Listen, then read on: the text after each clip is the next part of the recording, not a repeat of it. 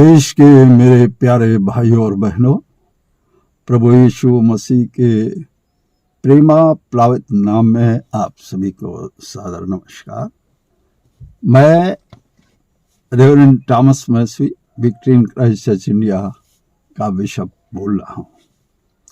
प्रियो, मुझे मेरे भाई बहन तो सुन ही रहे हैं, लेकिन मैं आपसे अनुरोध कर रहा हूं कि जो गैर ईसाई भाई बहन हैं, अन्य धर्मों के लोग हैं, उनसे हमारा अनुरोध है, गुजारिश है कि कम से कम मेरे इस वीडियो को जरूर सुने, ताकि आप जान सकें कि हमारा कितना पीड़ा है, कितना दर्द है, कितनी परेशानियों से हम लोग गुजरते हैं, ताकि आम लोगों को भी ये जानकारी हो सके, सच्चाई को वो जान सके कि कुछ अराजक लोग किस तरह भगवान राम के नाम को धूमिल कर रहे हैं और भारत की पवित्र संस्कृति को कलंकित कर रहे हैं।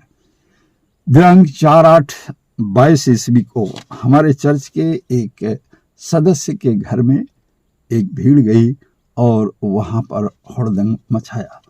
परंतु मैं आपको बताना चाहता हूं, हम धन्यवाद देते हैं परमेश्वर का कि उस समय गुप्तचर विभाग और पुलिस विभाग की सतर्कता के कारण ऐसी कोई भी अनहोनी घटना नहीं घट सकी है। प्रियो, सिर्फ अब इतना ही नहीं, हमने रिपोर्ट तो क्या, एक प्रार्थना पत्र तक इनके खिलाफ कहीं नहीं दिया, लेकिन दिनांक 21/8/22 को तो इन्होंने हद कर दी। उस दिन इतवार था और हमारी आराधना सभा चल रही थी और ये उसी समय हमारे सत्संग भवन के अंदर घुस गए। देखिए इस घटना को। परमिशन है ये सब करने का। ये यहाँ पर कहाँ से बाने वाले में कहाँ से? 12 नंबर गली, ये जो डीपीएस स्कूल है।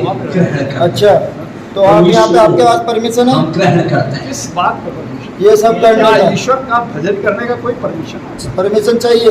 इस जमीन के कागज है आप लोगों को? हाँ बिल्कुल कागज दिखाइए, प्रस्तुत। वो हमने उनको दिया हुआ है।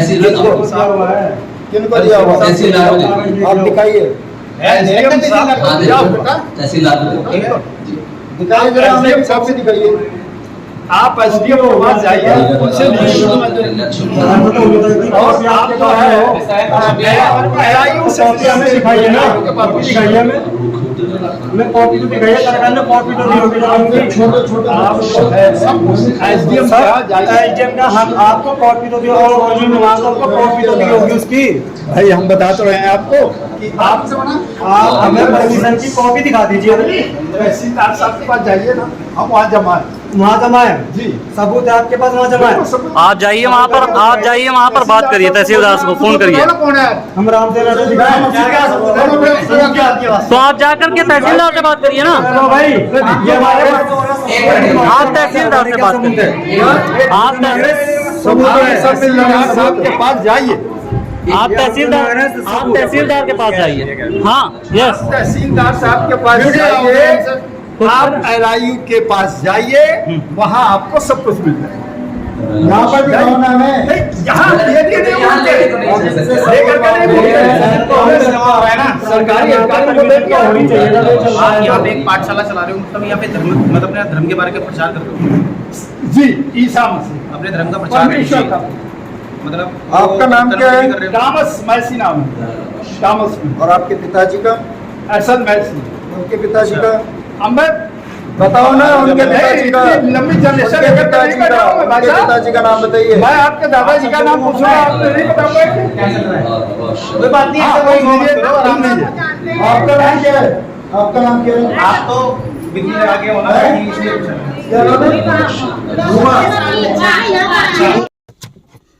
भाई और बहनों, किसी तरह ये लोग बाहर निकले और बाहर आकर हमारे भाई बहनों को मारपीट की धमकी देने लगे। अब तक वहां पुलिस पहुंच चुकी थी और हेड कांस्टेबल श्री असवाल जी ने वीडियोग्राफी को बंद करा दिया। पर चौकी के हेड कांस्टेबल असवाल जी ये भूल गए कि वहां पर सीसीटीवी कैमरा लगा हुआ है और सारी घटना वहां ज्यों की त्यों रिकॉर्ड है, दर्ज है। प्रियो, इन्होंने 151A, 151B, 298 का अपराध किया है। इतना ही नहीं, 120B का भी अपराध ही किया, पर हम चुप रहे। रिपोर्टिंग पुलिस चौकी जाकर हमने कोई प्रार्थना तक नहीं दिया, जबकि LIU ने हमसे कहा कि आप पादरी साहब इनके खिलाफ प्रार्थना पत्र दीजिए और इनकी गुंडागर्दी हम इनके रास्ते में निकाल देंगे, पर हम फिर भी चुप रहे। आप जानते हैं क्यों?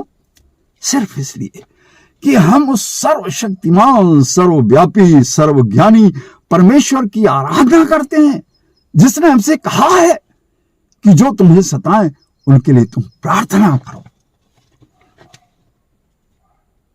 जो तुम्हारे एक गाल पर थप्पड़ मार दे, तुम उसे थप्पड़ मारने के लिए अपना दूसरा गाल भी दे दो। प्रियो, हम उस प्रभु के आदेशों का पालन करते हैं, इसलिए हम ज्यों के त्यों चुप बने रहे। प्रिय भाई और बहनों, क्या भगवान राम जी यही शिक्षा देते हैं कि जो लोग निर्दोष हैं आप उनको जाकर सताएं, उनके खिलाफ आप तमाम तरह का काम करें? हम जानते हैं कि हमारे सताने वाले शेड्यूल्ड ट्राइब्स, शेड्यूल्ड कास्ट और OBC के लोग ही हैं। पर हे ब्राह्मणों, जिन ऋषि मुनियों ने इस देश की संस्कृति को सारी दुनिया में महान बना दिया, उस संस्कृति के ये लोग धर्म परिवर्तन के विरोध के नाम पर पूरी तरह बर्बाद कर रहे हैं, हिंदू धर्म को कलंकित कर रहे हैं। हे ब्राह्मणों, अगर आप जागरूक नहीं हुए तो कहीं ऐसा ना हो कि 3% से घटकर आप इस देश में मात्र 2% रह जाएं। इसलिए हमारी गुजारिश है, आप मेहरबानी से इन्हें रोकिए। सन 1948 ईस्वी में नेहरू जी ने जाति जनगणना पर आधारित जनगणना को और रोक लगा दी थी। अगर भारत सरकार में हिम्मत है, मैं इस वीडियो के माध्यम से भारत सरकार से अपील करता हूं कि अगर आप में दम है तो इस देश में जनगणना को जाति आधारित जनगणना करके दिखाइए। आप देखेंगे कि इस देश में हिंदू पूरी तरह अल्पसंख्यक दिखेगा। मैं एक छोटी सी वानगी आपको दे रहा हूं। इस देश में 20 करोड़ मुसलमान रहता है, करोड़ों ईसाई रहता है, लाखों ही बौद्ध रहते हैं, सिख हैं, जैन हैं, पारसी हैं। प्रिय भाइयों, इस देश में तो बहाई धर्म के लोग भी रहते हैं। क्या ये सब आपको कहेंगे कि हम हिंदू हैं? प्रियो, मैं आपको बताना चाहता हूं, अंबेडकरवादी इस देश में लाखों की संख्या में रहता है और ये अंबेडकरवादी अपने आप को हिंदू मानने को तैयार नहीं है। बामसेफ के लोग, लाखों लोग इस देश में रहते हैं, अपने आप को हिंदू मानने के लिए तैयार नहीं है। अरे प्रिय भाइयों, बामसेफ के लोग तो हाथ धोकर के ब्राह्मणों के पीछे पड़े हुए हैं। वो DNA रिपोर्ट लेकर के जगह जगह घूम रहे हैं और हमारे इस देश में रहने वाले ब्राह्मण को वो विदेशी सिद्ध कर रहे हैं। जरा सोचिए, जब सारे के सारे लोग आपसे दूर हो जाएंगे, एक बात तो छूटी गई, इस देश में आदिवासी भी रहता है करोड़ों की तादाद में, जो मतदाता है, और वो आदिवासी भी अपने आप को हिंदू मानने को तैयार नहीं है। प्रिय भाइयों, अगर जातिगत जनगणना हो गई तो मालूम है क्या होगा? एक नई जाति पैदा होगी। उस जाति का नाम होगा अंबेडकरवादी, और इस देश में मात्र थोड़े हिंदू रह जाएंगे, कुछ लाख, और उन कुछ लाख लोगों में आपके वो चाटुकार ही शामिल होंगे, जो आप अच्छी तरह जानते हैं कि कोई भरोसे वाले होते नहीं। कब आपको धोखा दे जाए, कोई भरोसा नहीं है। इसलिए मैं आपसे कहना चाहता हूं, मेहरबानी से सावधान हो जाएं और ईसाइयों के सताव को बंद करें। हम तो आपसे गुजारिश करते हैं, अरे भाइयों, पहले इन लोगों को हिंदू बनाइए जो आपके खिलाफ खड़े हैं और आपके खिलाफ सड़कों में उतरकर डंके की चोट पर मोर्चा लेते हैं।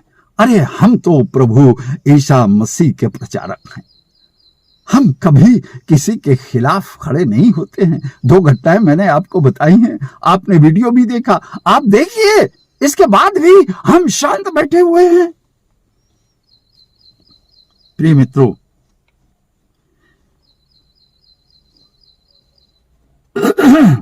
आप जानते हैं कि सयाना कौवा क्या खाता है? मेरी आपसे गुजारिश है, सयाना कौवा बनने की कोशिश मत करें, क्योंकि इससे इस देश में बड़ा परिवर्तन आ जाएगा। आप धर्म परिवर्तन का आरोप लगाते हैं। अरे हिंदू तो कुछ भी धर्म परिवर्तित लोग हैं। कभी इतिहास की तरफ आप गए भी हैं? ईसा पूर्व 185 ईस्वी में सारे देश में तलवार के दम पर इस देश को हिंदू बनाया गया है। अगर मुसलमानों ने तलवार चलाई होती तो प्रिय मित्रों, मैं आपको बताना चाहता हूं, इस देश में 900 साल के अंदर इस देश का नाम, जो ये भारत देश है, यहां मुस्लिम राष्ट्र होता। लेकिन मुसलमानों ने ऐसा नहीं किया। पर आप हैं कि है धर्म परिवर्तन, है धर्म परिवर्तन, ये ईसाई लोग सबको ईसाई बनाए दे रहे हैं। जी नहीं, हम किसी को भी ईसाई नहीं बनाते हैं। हम सिर्फ एक काम करते हैं, और वो काम यह है कि संविधान के अनुच्छेद 25 से और 28 के बीच में भारत सरकार ने, भारत के संविधान ने जो अधिकार हिंदू, मुस्लिम, सिख, ईसाई, जैन, बौद्ध, पारसी, बहाई, जो अधिकार उसने दे रखा है, उस अधिकार का मात्र उपयोग करते हैं। और यह उपयोग हम जीवन की अंतिम सांस तक करते भी रहेंगे। प्रिय मित्रों, उत्तराखंड में तो धर्म परिवर्तन करने का हमें अधिकार ही नहीं है। जब हमारे पास अधिकार नहीं है तो आखिर हम पर यह आरोप क्यों लगाया जाता है? क्या आप अन्याय नहीं कर रहे हैं? क्या अन्याय को आपका परमेश्वर आपको बर्दाश्त करने देगा? प्रिय मित्रों,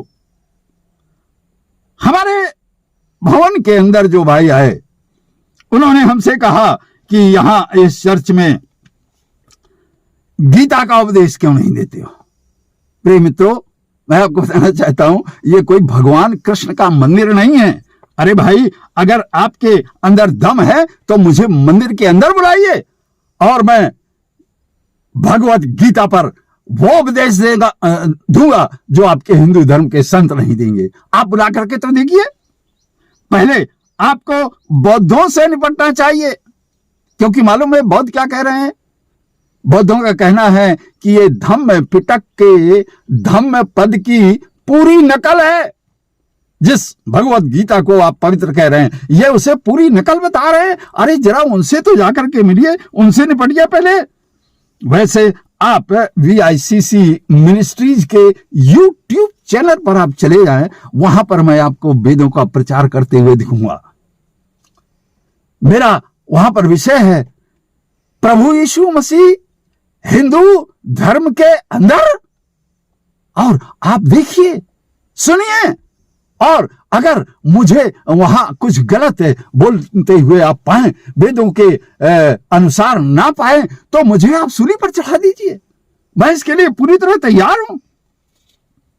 प्रिय मित्रों, वैसे भाजपा के दूसरे शासनकाल में ईसाइयों के ऊपर अत्याचार की तो साफ बाढ़ आ गई है। अरे भाई, हम रक्त बीज की तरह हैं, रक्त बीज। दुर्भाग्य है कि हिंदू धर्म के लोग जानते ही नहीं कि रक्त बीज कौन सी ताकत है। अरे टॉमस मैसी के शरीर से अगर आप एक खून की बूंद गिरा देंगे तो दूसरा टॉमस मैसी पैदा हो जाएगा। देश का एक एक ईसाई रक्त बीज है, क्योंकि हम किसी के खिलाफ ताकत का प्रयोग नहीं करते हैं। हमारी एक ही ताकत है, सर्वशक्तिमान परमेश्वर। इसलिए मेहरबानी से हमारे ऊपर अत्याचार करने की कोशिश ना करें। अरे भाई, इस देश को अंग्रेजी सरकार से स्वतंत्रता दिलाने के लिए लाखों लोगों ने जान दे दी, मगर मालूम है आपको 1929 में 31 दिसंबर 1929 को जिस 3 रंग के झंडे को मान्यता दी गई, मरते मरते दम तक उस झंडे को जमीन में नहीं गिरने देता था इस देश का आदमी। प्रिय मित्रों, हम इसी देश की भूमि में पैदा हुए हैं। अरे हम तो प्रभु यीशु मसीह की जीवित सेना है। आप क्या सोचते हैं उसके झंडे को जमीन में गिरने देंगे? अरे उस झंडे को तो हम झुकने भी नहीं देंगे। इसलिए मेहरबानी से हम पर आप दया करें, हमें सताने की कोशिश ना करें। अरे भाइयों बहनों, कुछ लोग हमारे ऊपर दूसरे तरह के आरोप भी लगाते हैं, कहते हैं कि हम कैंसर को ठीक करते हैं, हम वो जो जिन्न हैं उनको भगा देते हैं, हम लंगड़ों को चलने की शक्ति दे देते हैं, हम गूंगों को बोलने की ताकत दे देते हैं, बहरों को सुनने की ताकत दे देते हैं।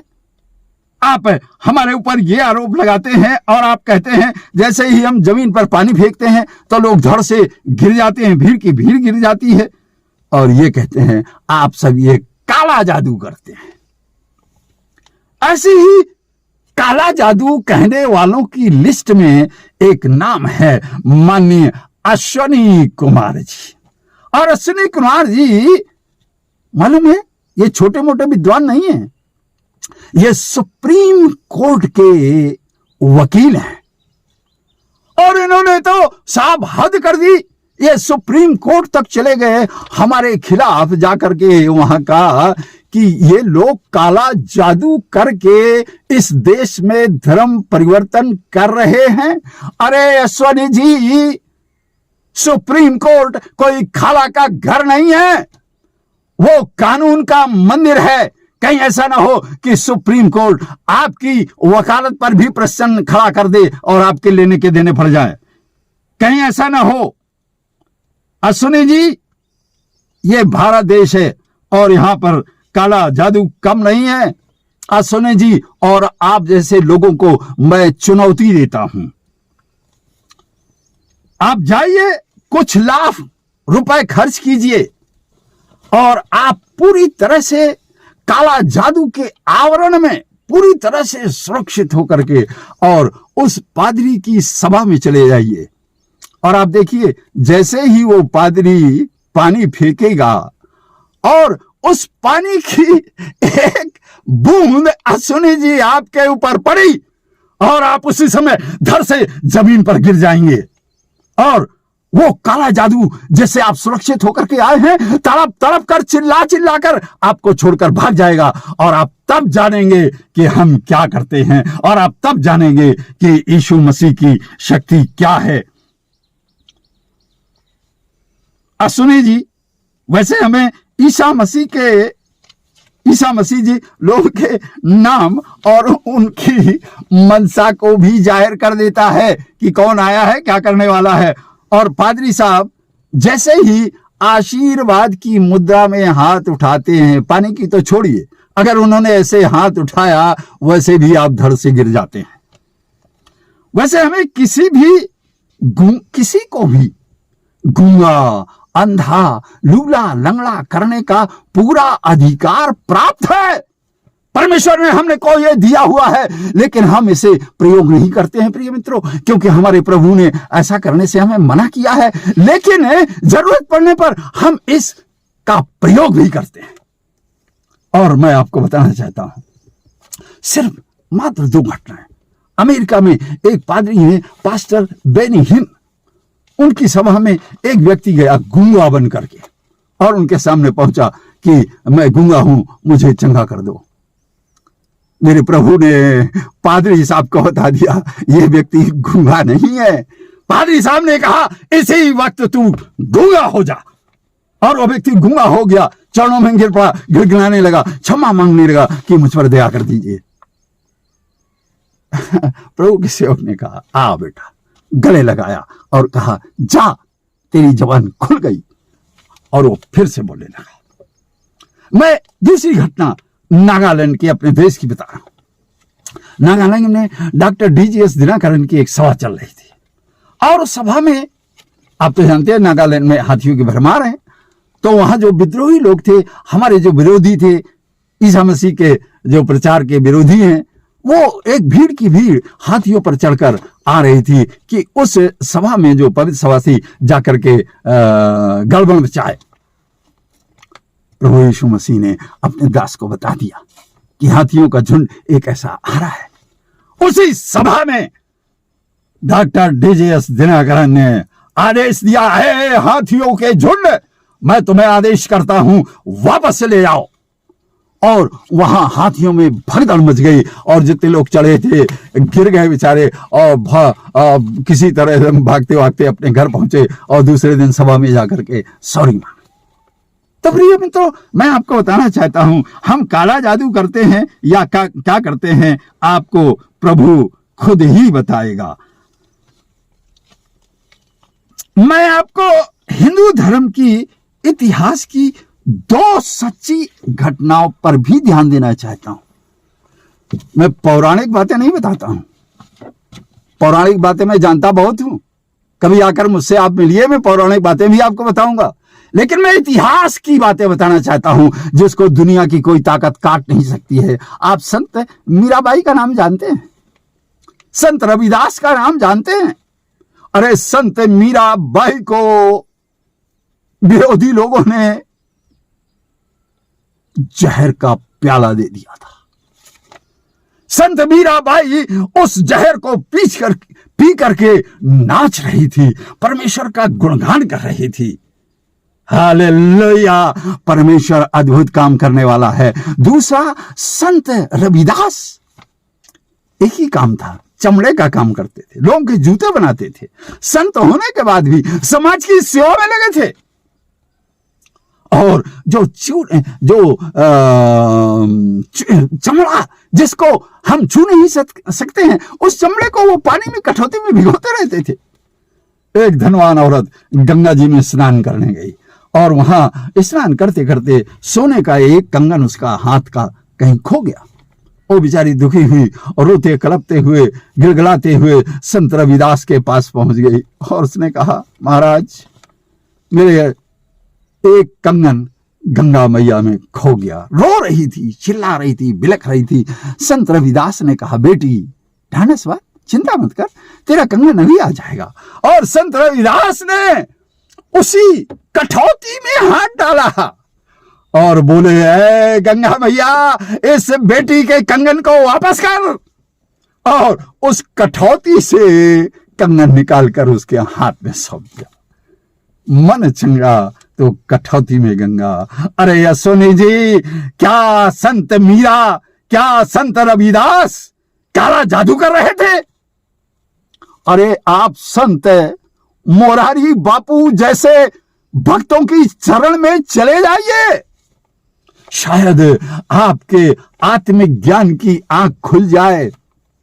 इस देश में अगर बुरी शिक्षा देने वाले लोग हैं तो इस देश में संत मोरारी बापू जैसे भी लोग हैं। कभी आप उनके चरणों में जाकर देखिए, आपकी तीसरी आंखें खुल जाएगी और आप देखेंगे कि किस तरीके से हम काम करते हैं। क्या हम काला जादू करते हैं या हम परमेश्वर की सामर्थ्य का काम करते हैं?